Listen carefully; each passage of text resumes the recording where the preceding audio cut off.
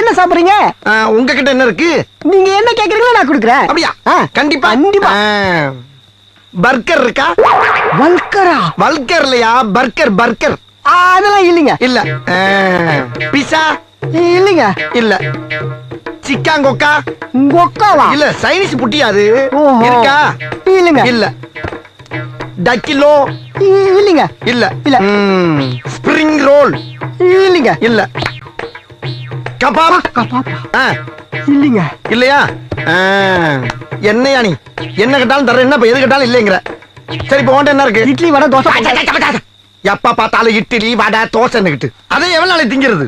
ஏதாச்சும் புது புது உணவை கண்டுபிடிச்சு தின்னா தாண்டா நாடு முன்னேறும். அதை செய்ய பாருங்க. ஓட்டலாம் ஓட்டல். சரி, இப்போ உன்கிட்ட என்னென்ன இருக்கோ அதை பூரா ரெவண்டு செட்டா கொண்டாந்து அடுக்கு போ. சரிண்ணே.